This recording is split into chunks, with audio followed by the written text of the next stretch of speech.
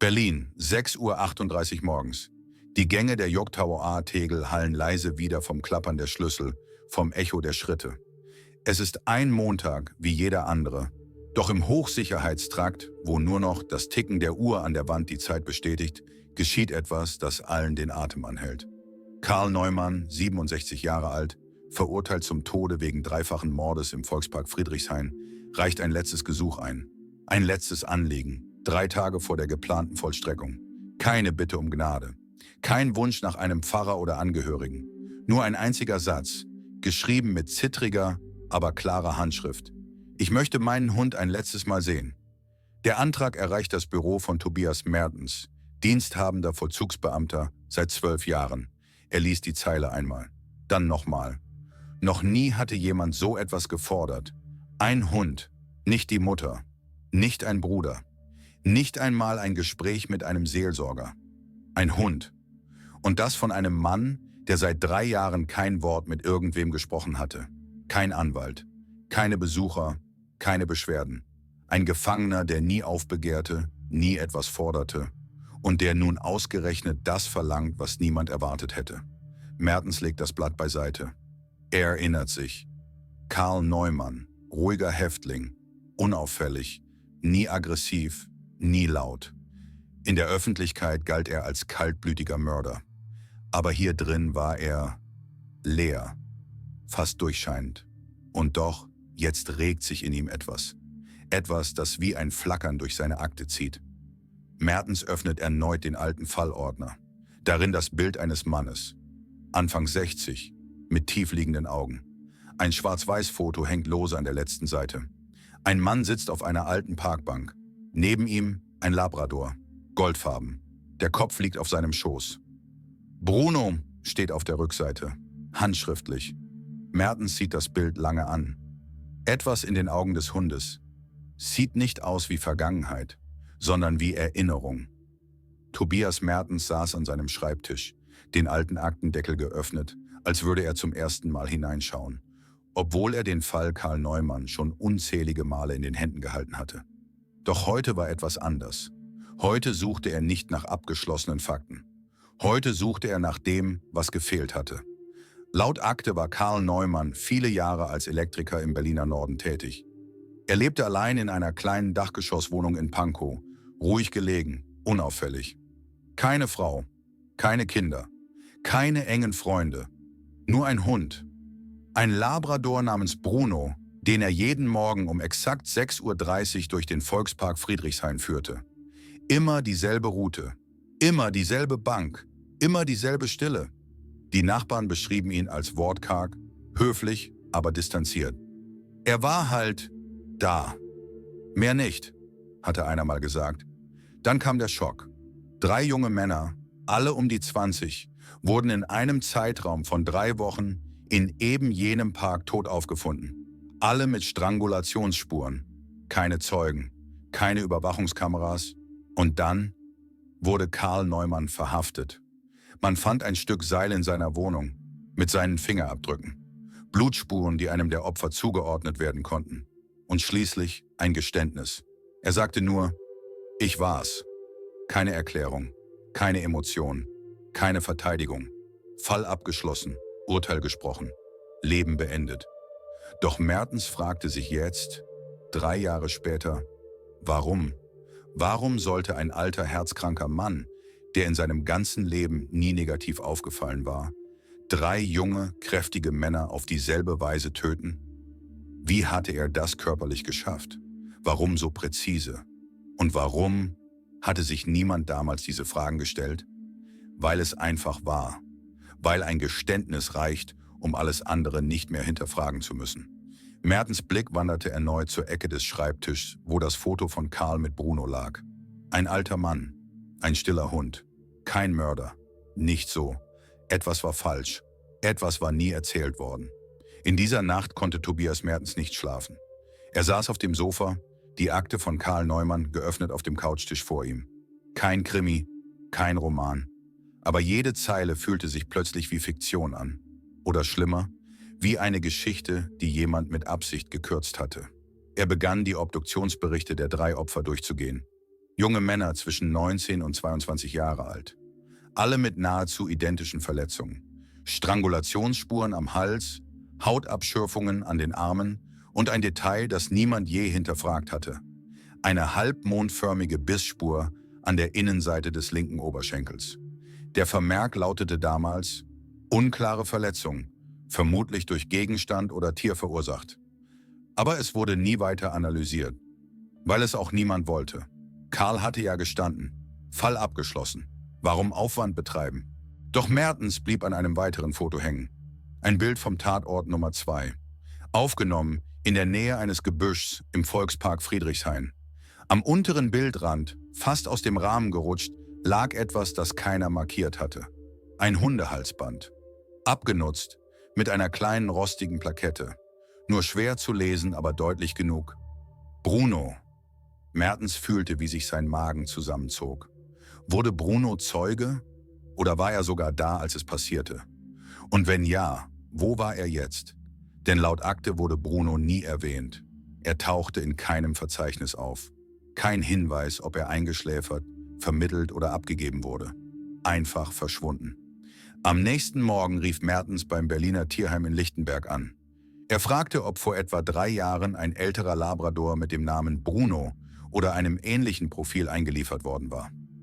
Die Mitarbeiterin sagte nein, aber fügte hinzu: wir hatten damals einen Hund, sehr ähnlich beschrieben, von einem älteren Mann abgegeben. Ohne Chip. Sehr ruhig. Wir haben ihn Max genannt. Mertens bat um das Adoptionsprotokoll. Der Name des Mannes lautete Ernst Schiller. Und plötzlich klickte es. Schiller, der ehemalige Nachbar von Carl. Einer der wenigen Menschen, die damals nicht befragt worden waren, weil er angeblich nicht auffindbar gewesen sei. Doch das stimmte nicht. Er war da. Und er hatte Bruno oder seinen Nachkommen gerettet.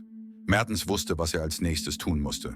Er würde Max besuchen und sich selbst ein Bild davon machen, ob ein Hund, den niemand ernst genommen hatte, vielleicht mehr Wahrheit in sich trug als alle Aussagen zusammen. Am nächsten Nachmittag stand Tobias Mertens vor dem Gittertor des Tierheims Berlin-Lichtenberg. Das Gelände war ruhig.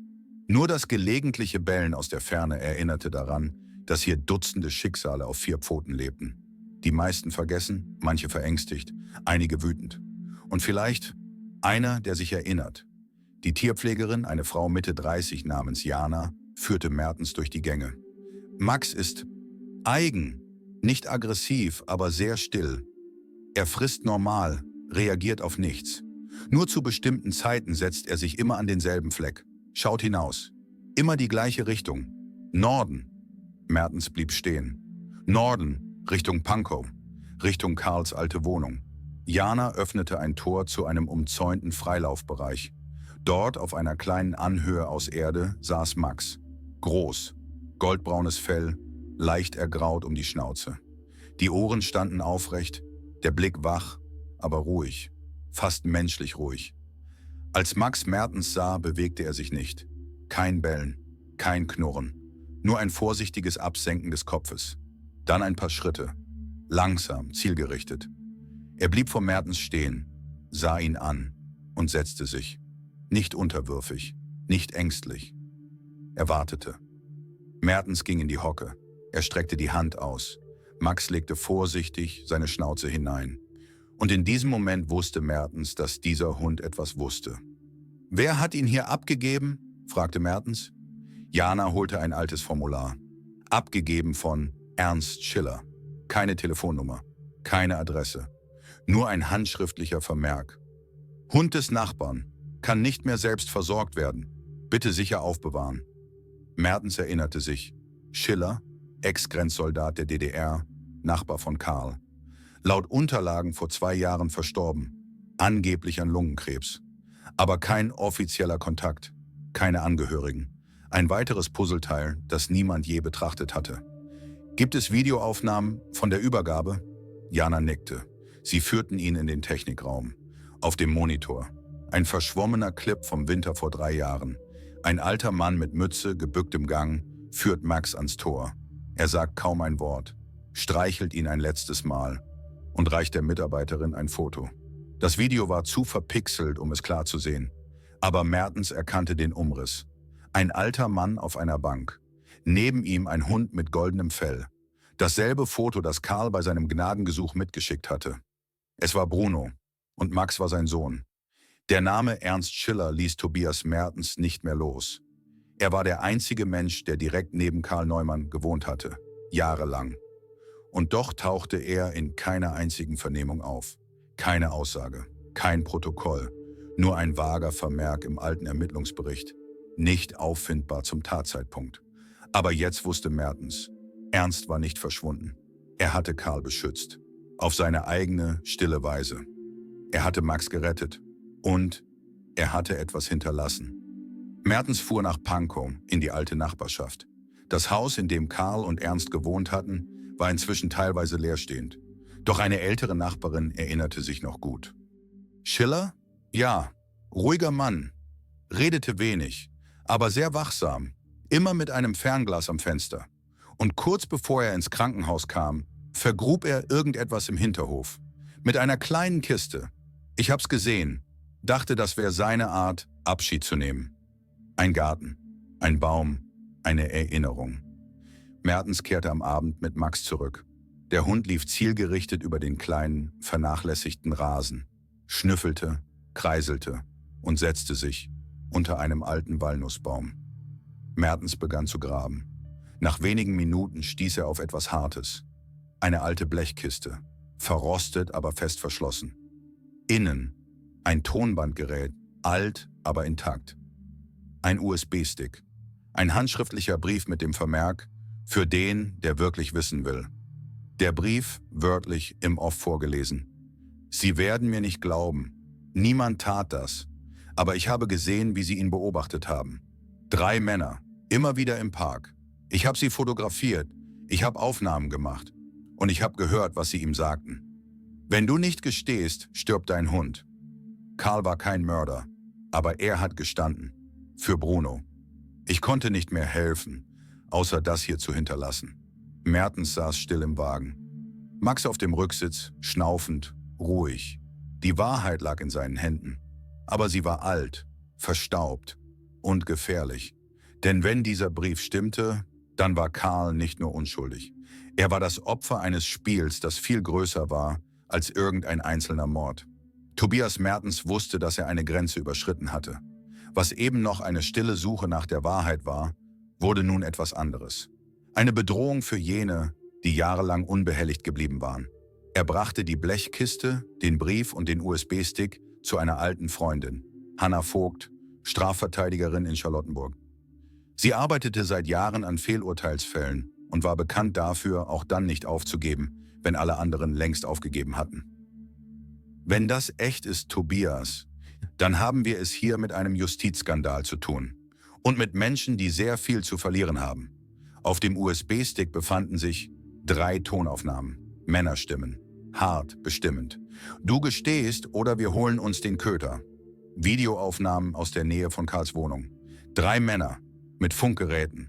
Einer davon in ziviler Polizeiweste. Kennzeichen unkenntlich gemacht. Gesichter maskiert. Ein Screenshot von einer Überweisung. Ein hoher Geldbetrag an ein anonymes Konto. 48 Stunden vor Karls Geständnis. Absender. Eine Stiftung, die laut Recherche mit einem ranghohen Staatsanwalt in Verbindung stand. Mertens und Hanna wussten, das war keine Einzeltat. Das war systemisch. Und wenn sie es öffentlich machten, würde es Gegenwehr geben. Und die kam schneller als gedacht.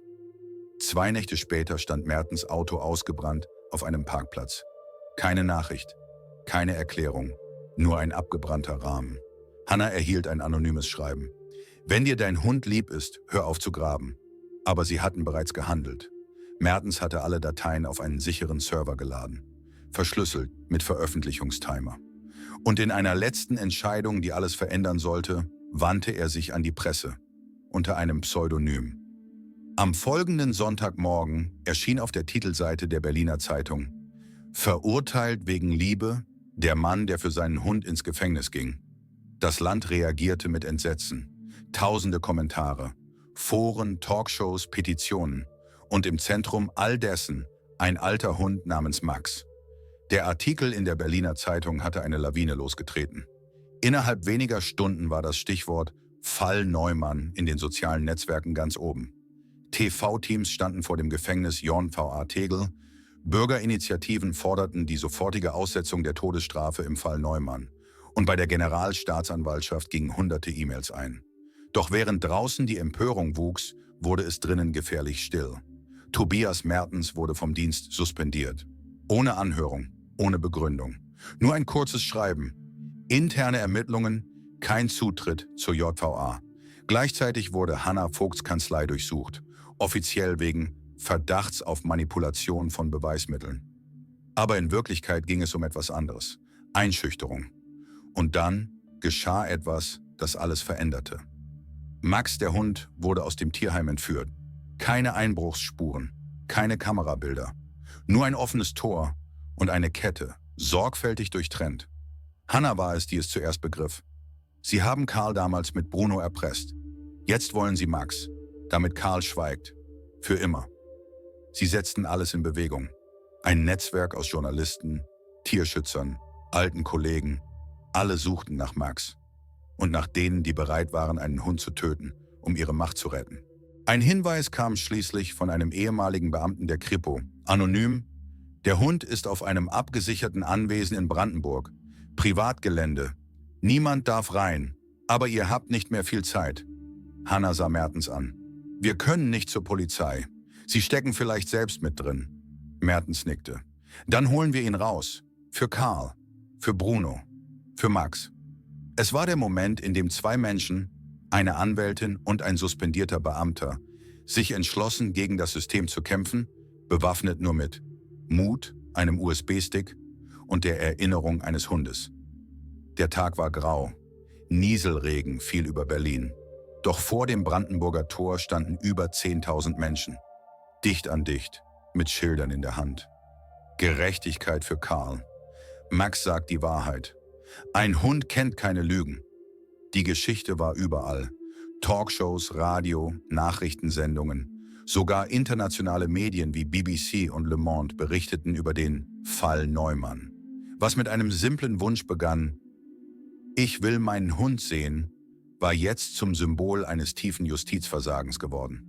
Währenddessen erhielten Hannah und Tobias über verschlüsselte Kanäle immer mehr interne Dokumente. Vermerke über unterdrückte Gutachten, gelöschte Spuren, fragwürdige Geldflüsse. Ein Netzwerk aus Polizeibeamten, Juristen und einem privaten Sicherheitsdienst, das über Jahre hinweg Fälle manipuliert hatte. Aus Macht, Geld oder Bequemlichkeit.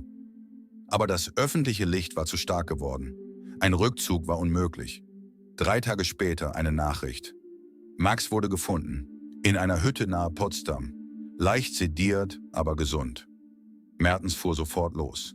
Als er Max wieder sah, war da kein Bellen, kein Jaulen. Nur ein ruhiges, warmes Anlehnen des Kopfes an sein Bein. Als wollte der Hund sagen: Ich bin bereit. Die Generalstaatsanwaltschaft reagierte. Die Vollstreckung des Urteils gegen Karl Neumann wurde offiziell ausgesetzt. Eine neue Hauptverhandlung wurde einberufen. Zum ersten Mal in der Geschichte Deutschlands sollte ein Hund indirekt als Schlüsselfigur in einem Wiederaufnahmeverfahren dienen. Und draußen, auf den Straßen, in den Herzen der Menschen, entstand etwas, das größer war als ein einzelner Fall. Vertrauen. Dass Wahrheit ans Licht kommen kann.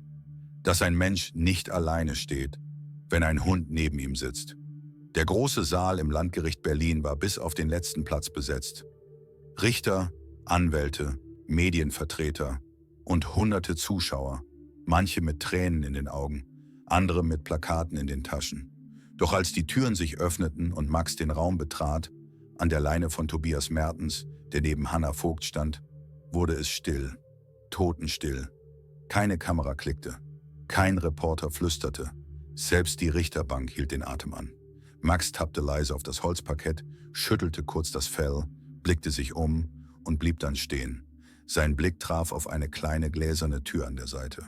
Und dann, als hätte jemand einen alten Film abgespielt, öffnete sich die Tür.